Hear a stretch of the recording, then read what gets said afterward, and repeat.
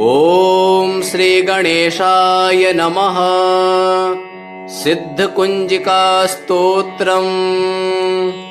ॐ अस्य श्री कुंजिका स्तोत्र मंत्रस्य सदाशिव ऋषिः अनुष्टुप् छन्दः।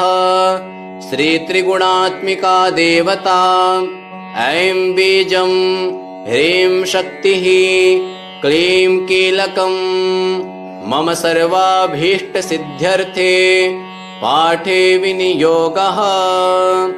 शिव उवाच शृणुदेवि प्रवक्ष्यामि कुंजिका स्तोत्रमुत्तमम् येन मन्त्रप्रभावेण चण्डीजापः शुभो भवेत्। न कवचं नार्गलास्तोत्रं कीलकं न रहस्यकम् न सूक्तं नापि ध्यानं च न्यन्यासो न च वार्चनम्। कुंजिका पाठमात्रेण दुर्गा पाठफलं लभेत्। अतिगुह्यतरं देवी देवानामपि दुर्लभम्। गोपनीयं प्रयत्नेन स्वयोनिरिव पार्वती। मारणं मोहनं वश्यं स्तम्भनोच्चाटनादिकम्। पाठमात्रेण संसिध्येत् कुंजिका स्तोत्रमुत्तमम्। अथ मन्त्रः। ॐ ऐं ह्रीं क्लीं चामुण्डायै विच्चे। ॐ ग्लौं हूं क्लीं जूं सः ज्वालय ज्वालय ज्वल ज्वल प्रज्वल प्रज्वल। ऐं ह्रीं क्लीं चामुण्डायै विच्चे। ज्वल हं सं लं क्षं फट् स्वाहा इति मन्त्रः। नमस्ते रुद्ररूपिण्यै नमस्ते मधुमर्दिनी। नमः कैटभहारिण्यै नमस्ते महिषार्दिनी। नमस्ते शुम्भहन्त्रै च निशुम्भासुरघातिनी। जाग्रतं हि महादेवी जपं सिद्धं कुरुष्व मे। ऐंकारे सृष्टिरूपायै ह्रींकारि प्रतिपालिका। क्लींकारे कामरूपिण्यै बीजरूपे नमोऽस्तु ते। चामुण्डा चण्डघाती च यैकारे वरदायिनी। विच्चे चाभयदा नित्यं नमस्ते मन्त्ररूपिणी। धां धीं धूं धूर्जटेः पत्नी वां वीं वुं वागधीश्वरी। क्रां क्रीं क्रूं कालिका देवी शां शीं शूं मे शुभं कुरु। हुं हुं हुंकाररूपिण्यै जं जं जं जम्भनादिनी। भ्रां भ्रीं भ्रूं भैरवी भद्रे भवान्यै ते नमो नमः। अं कं चं टं तं पं यं शं वीं दूं ऐं वीं हं क्षं धिजाग्रं धिजाग्रं त्रोटय त्रोटय दीप्तं कुरु कुरु स्वाहा। पां पीं पुं पार्वती पूर्णा खां खीं खुं खेचरी तथा। सां सीं सुं सप्तशती देव्या मन्त्रसिद्धिं कुरुष्व मे। इदं तु कुंजिका स्तोत्रं मन्त्रजागर्ति हेतवे। अभक्तेनैव दातव्यं गोपितं रक्ष पार्वती। यस्तु कुंजिकया हि देवी हीनां सप्तशतीं पठेत् न तस्य जायते सिद्धिररण्ये रोदनं तथा। शिव उवाच शृणुदेवि प्रवक्ष्यामि कुंजिका स्तोत्रमुत्तमम् येन मन्त्रप्रभावेण चण्डीजापः शुभो भवेत्। न कवचं नार्गलास्तोत्रं कीलकं न रहस्यकम् न सूक्तं नापि ध्यानं च न्यन्यासो न च वार्चनम्। कुंजिका पाठमात्रेण दुर्गा पाठफलं लभेत्। अतिगुह्यतरं देवी देवानामपि दुर्लभम्। गोपनीयं प्रयत्नेन स्वयोनिरिव पार्वती। मारणं मोहनं वश्यं स्तम्भनोच्चाटनादिकम्। पाठमात्रेण संसिध्येत् कुंजिका स्तोत्रमुत्तमम्। अथ मन्त्रः। ॐ ऐं ह्रीं क्लीं चामुण्डायै विच्चे। ॐ ग्लौं हूं क्लीं जूं सः ज्वालय ज्वालय ज्वल ज्वल प्रज्वल प्रज्वल। ऐं ह्रीं क्लीं चामुण्डायै विच्चे। ज्वल हं सं लं क्षं फट् स्वाहा इति मन्त्रः। नमस्ते रुद्ररूपिण्यै नमस्ते मधुमर्दिनी। नमः कैटभहारिण्यै नमस्ते महिषार्दिनी। नमस्ते शुम्भहन्त्रै च निशुम्भासुरघातिनी। जाग्रतं हि महादेवी जपं सिद्धं कुरुष्व मे। ऐंकारे सृष्टिरूपायै ह्रींकारि प्रतिपालिका क्लींकारे कामरूपिण्यै बीजरूपे नमोऽस्तु ते। चामुण्डा चण्डघाती च यैकारे वरदायिनी विच्चे चाभयदा नित्यं नमस्ते मन्त्ररूपिणी। धाम धीं धूं धूर्जटेः पत्नी वां वीं वुं वागधीश्वरी। क्रां क्रीं क्रूं कालिका देवी शां शीं शूं मे शुभं कुरु। हुं हुं हुंकाररूपिण्यै जं जं जं जम्भनादिनी। भ्रां भ्रीं भ्रूं भैरवी भद्रे भवान्यै ते नमो नमः। अं कं चं टं तं पं यं शं वीं दूं ऐं वीं हं क्षं धिजाग्रं धिजाग्रं त्रोटय त्रोटय दीप्तं कुरु कुरु स्वाहा। पां पीं पुं पार्वती पूर्णा खां खीं खुं खेचरी तथा सां सीं सुं सप्तशती देव्या मन्त्रसिद्धिं कुरुष्व मे। इदं तु कुञ्जिकास्तोत्रं मन्त्रजागर्ति हेतवे अभक्तेनैव दातव्यं गोपितं रक्ष पार्वती। यस्तु कुञ्जिकया हि देवी हीनां सप्तशतीं पठेत् न तस्य जायते सिद्धिररण्ये रोदनं तथा। शिव उवाच शृणु देवि प्रवक्ष्यामि कुञ्जिकास्तोत्रमुत्तमम् येन मन्त्रप्रभावेण चण्डीजापः शुभो भवेत्। न कवचं नार्गलास्तोत्रं कीलकं न रहस्यकं न सूक्तं नापि ध्यानं च न्यन्यासो न च वार्चनं। कुञ्जिकापाठमात्रेण दुर्गापाठफलं लभेत् अतिगुह्यतरं देवी देवानामपि दुर्लभं।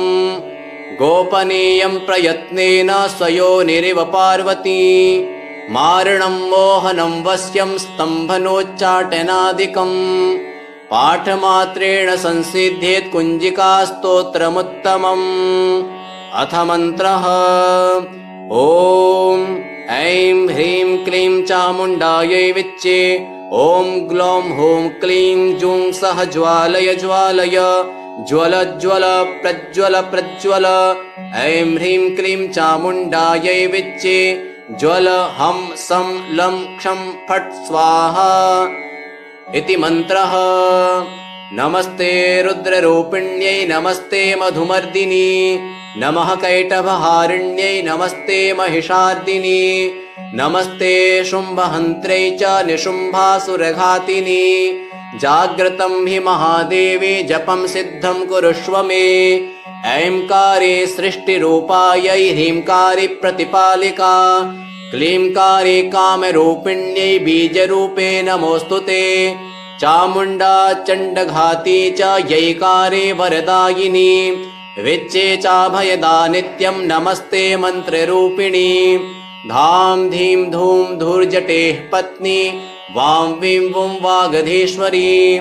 क्रां क्रीं क्रूं कालिका देवी शां शीं शूं मे शुभं कुरु। हुं हुं हुंकाररूपिण्यै जं जं जं जम्भनादिनी। भ्रां भ्रीं भ्रूं भैरवी भद्रे भवान्यै ते नमो नमः। अं कं चं टं तं पं यं शं वीं दूं ऐं वीं हं क्षं धिजाग्रं धिजाग्रं त्रोटय त्रोटय दीप्तं कुरु कुरु स्वाहा। पां पीं पुं पार्वती पूर्णा खां खीं खुं खेचरी तथा सां सीं सुं सप्तशती देव्या मन्त्रसिद्धिं कुरुष्व मे। इदं तु कुञ्जिकास्तोत्रं मन्त्रजागर्ति हेतवे अभक्तेनैव दातव्यं गोपितं रक्ष पार्वती। यस्तु कुञ्जिकया हि देवी हीनां सप्तशतीं पठेत् न तस्य जायते सिद्धिररण्ये रोदनं तथा। शिव उवाच शृणु देवि प्रवक्ष्यामि कुञ्जिकास्तोत्रमुत्तमम् येन मन्त्रप्रभावेण चण्डीजापः शुभो भवेत्। न कवचं नार्गलास्तोत्रं कीलकं न रहस्यकं न सूक्तं नापि ध्यानं च न्यन्यासो न च वार्चनं। कुञ्जिकापाठमात्रेण दुर्गापाठफलं लभेत् अतिगुह्यतरं देवी देवानामपि दुर्लभम्। गोपनीयं प्रयत्नेन स्वयोनिरिव पार्वती मारणं मोहनं वश्यं स्तम्भनोच्चाटनादिकम् पाठमात्रेण संसिध्येत् कुञ्जिकास्तोत्रमुत्तमम्। अथ मन्त्रः। ॐ ऐं ह्रीं क्लीं चामुण्डायै विच्चे। ॐ ग्लौं हूं क्लीं जूं सः ज्वालय ज्वालय ज्वल ज्वल प्रज्वल प्रज्वल। ऐं ह्रीं क्लीं चामुण्डायै विच्चे। ज्वल हं सं लं क्षं फट् स्वाहा इति मन्त्रः। नमस्ते रुद्ररूपिण्यै नमस्ते मधुमर्दिनी नमः कैटभहारिण्यै नमस्ते महिषार्दिनी नमस्ते शुम्भहन्त्रै च निशुम्भासुरघातिनी। जाग्रतं हि महादेवी जपं सिद्धं कुरुष्व मे। ऐंकारे सृष्टिरूपायै ह्रींकारि प्रतिपालिका क्लींकारे कामरूपिण्यै बीजरूपे नमोऽस्तु ते। चामुण्डा चण्डघाती च यैकारे वरदायिनी विच्चे चाभयदा नित्यं नमस्ते मन्त्ररूपिणी। धां धीं धूं धूर्जटेः पत्नी वां वीं वुं वागधीश्वरी। क्रां क्रीं क्रूं कालिका देवी शां शीं शूं मे शुभं कुरु। हुं हुं हुंकाररूपिण्यै जं जं जं जम्भनादिनी। भ्रां भ्रीं भ्रूं भैरवी भद्रे भवान्यै ते नमो नमः। अं कं चं टं तं पं यं शं वीं दूं ऐं वीं हं क्षं धिजाग्रं धिजाग्रं त्रोटय त्रोटय दीप्तं कुरु कुरु स्वाहा। पां पीं पुं पार्वती पूर्णा खां खीं खूं खेचरी तथा सां सीं सुं सप्तशती देव्या मन्त्रसिद्धिं कुरुष्व मे। इदं तु कुञ्जिकास्तोत्रं मन्त्रजागर्ति हेतवे अभक्तेनैव दातव्यं गोपितं रक्ष पार्वती। यस्तु कुञ्जिकया हि देवी हीनां सप्तशतीं पठेत् न तस्य जायते सिद्धिररण्ये रोदनं तथा। शिव उवाच शृणु देवि प्रवक्ष्यामि कुञ्जिकास्तोत्रमुत्तमम् येन मन्त्रप्रभावेण चण्डीजापः शुभो भवेत्। न कवचं नार्गलास्तोत्रं कीलकं न रहस्यकम् न सूक्तं नापि ध्यानं च न्यासो न च वार्चनम्। कुञ्जिकापाठमात्रेण दुर्गापाठफलं लभेत् अतिगुह्यतरं देवी देवानामपि दुर्लभम्। गोपनीयं प्रयत्नेन स्वयोनिरिव पार्वती मारणं मोहनं वश्यं स्तम्भनोच्चाटनादिकम् पाठमात्रेण संसिध्येत् कुञ्जिकास्तोत्रमुत्तमम्। अथ मन्त्रः। ॐ ऐं ह्रीं क्लीं चामुण्डायै विच्चे। ॐ ग्लौं हूं क्लीं जूं सः ज्वालय ज्वालय ज्वल ज्वल प्रज्वल प्रज्वल। ऐं ह्रीं क्लीं चामुण्डायै विच्चे। ज्वल हं सं लं क्षं फट् स्वाहा इति मन्त्रः। नमस्ते रुद्ररूपिण्यै नमस्ते मधुमर्दिनी नमः कैटभहारिण्यै नमस्ते महिषार्दिनी नमस्ते शुम्भहन्त्रै च निशुम्भासुरघातिनी। जाग्रतं हि महादेवी जपं सिद्धं कुरुष्व मे। ऐंकारे सृष्टिरूपायै ह्रींकारि प्रतिपालिका क्लींकारे कामरूपिण्यै बीजरूपे नमोऽस्तु ते। चामुण्डा चण्डघाती च यैकारे वरदायिनी विच्चे चाभयदा नित्यं नमस्ते मन्त्ररूपिणी। धां धीं धूं धूर्जटेः पत्नी वां वीं वुं वागधीश्वरी। क्रां क्रीं क्रूं कालिका देवी शां शीं शूं मे शुभं कुरु। हुं हुं हुंकाररूपिण्यै जं जं जं जम्भनादिनी। भ्रां भ्रीं भ्रूं भैरवी भद्रे भवान्यै ते नमो नमः। अं कं चं टं तं पं यं शं वीं दूं ऐं वीं हं क्षं धिजाग्रं धिजाग्रं त्रोटय त्रोटय दीप्तं कुरु कुरु स्वाहा। पां पीं पुं पार्वती पूर्णा खां खीं खूं खेचरी तथा सां सीं सूं सप्तशती देव्या मन्त्रसिद्धिं कुरुष्व मे। इदं तु कुञ्जिकास्तोत्रं मन्त्रजागर्ति हेतवे। अभक्तेनैव दातव्यं गोपितं रक्ष पार्वती। यस्तु कुञ्जिकया हि देवी हीनां सप्तशतीं पठेत् न तस्य जायते सिद्धिररण्ये रोदनं तथा। शिव उवाच शृणु देवि प्रवक्ष्यामि कुञ्जिकास्तोत्रमुत्तमम्। येन मन्त्रप्रभावेण चण्डीजापः शुभो भवेत्। न कवचं नार्गलास्तोत्रं कीलकं न रहस्यकम् न सूक्तं नापि ध्यानं च न्यन्यासो न च वार्चनम्। कुञ्जिकापाठमात्रेण दुर्गापाठफलं लभेत्। अतिगुह्यतरं देवी देवानामपि दुर्लभम्। गोपनीयं प्रयत्नेन स्वयोनिरिव पार्वती। मारणं मोहनं वश्यं स्तम्भनोच्चाटनादिकम्। पाठमात्रेण संसिध्येत् कुञ्जिकास्तोत्रमुत्तमम्। अथ मन्त्रः। ॐ ऐं ह्रीं क्लीं चामुण्डायै विच्चे। ॐ ग्लौं हूं क्लीं जूं सः ज्वालय ज्वालय ज्वल ज्वल प्रज्वल प्रज्वल। ऐं ह्रीं क्लीं चामुण्डायै विच्चे। ज्वल हं सं लं क्षं फट् स्वाहा इति मन्त्रः। नमस्ते रुद्ररूपिण्यै नमस्ते मधुमर्दिनी। नमः कैटभहारिण्यै नमस्ते महिषार्दिनी। नमस्ते शुम्भहन्त्र्यै च निशुम्भासुरघातिनी। जाग्रतं हि महादेवी जपं सिद्धं कुरुष्व मे। ऐंकारे सृष्टिरूपायै ह्रींकारि प्रतिपालिका। क्लींकारे कामरूपिण्यै बीजरूपे नमोऽस्तु ते। चामुण्डा चण्डघाती च यैकारे वरदायिनी। विच्चे चाभयदा नित्यं नमस्ते मन्त्ररूपिणी। धां धीं धूं धूर्जटेः पत्नी वां वीं वुं वागधीश्वरी। क्रां क्रीं क्रूं कालिका देवी शां शीं शूं मे शुभं कुरु। हुं हुं हुंकाररूपिण्यै जं जं जं जम्भनादिनी। भ्रां भ्रीं भ्रूं भैरवी भद्रे भवान्यै ते नमो नमः। अं कं चं टं तं पं यं शं वीं दूं ऐं वीं हं क्षं धिजाग्रं धिजाग्रं। त्रोटय त्रोटय दीप्तं कुरु कुरु स्वाहा। पां पीं पुं पार्वती पूर्णा खां खीं खूं खेचरी तथा। सां सीं सूं सप्तशती देव्या मन्त्रसिद्धिं कुरुष्व मे।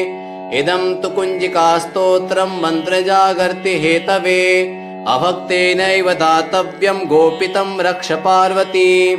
यस्तु कुञ्जिकया हि देवी हीनां सप्तशतीं पठेत् न तस्य जायते सिद्धिररण्ये रोदनं तथा। शिव उवाच शृणु देवि प्रवक्ष्यामि कुञ्जिकास्तोत्रमुत्तमम्। येन मन्त्रप्रभावेण चण्डीजापः शुभो भवेत्। न कवचं नार्गलास्तोत्रं कीलकं न रहस्यकम् न सूक्तं नापि ध्यानं च न्यन्यासो न च वार्चनम्। कुञ्जिकापाठमात्रेण दुर्गापाठफलं लभेत्। अतिगुह्यतरं देवी देवानामपि दुर्लभम्। गोपनीयं प्रयत्नेन स्वयोनिरिव पार्वती। मारणं मोहनं वश्यं स्तम्भनोच्चाटनादिकम्। पाठमात्रेण संसिध्येत् कुञ्जिकास्तोत्रमुत्तमम्। अथ मन्त्रः। ॐ ऐं ह्रीं क्लीं चामुण्डायै विच्चे। ॐ ग्लौं हूं क्लीं जूं सः ज्वालय ज्वालय ज्वल ज्वल प्रज्वल प्रज्वल। ऐं ह्रीं क्लीं चामुण्डायै विच्चे। ज्वल हं सं लं क्षं फट् स्वाहा इति मन्त्रः। नमस्ते रुद्ररूपिण्यै नमस्ते मधुमर्दिनी। नमः कैटभहारिण्यै नमस्ते महिषार्दिनी। नमस्ते शुम्भहन्त्र्यै च निशुम्भासुरघातिनी। जाग्रतं हि महादेवी जपं सिद्धं कुरुष्व मे। ऐंकारे सृष्टिरूपायै ह्रींकारि प्रतिपालिका।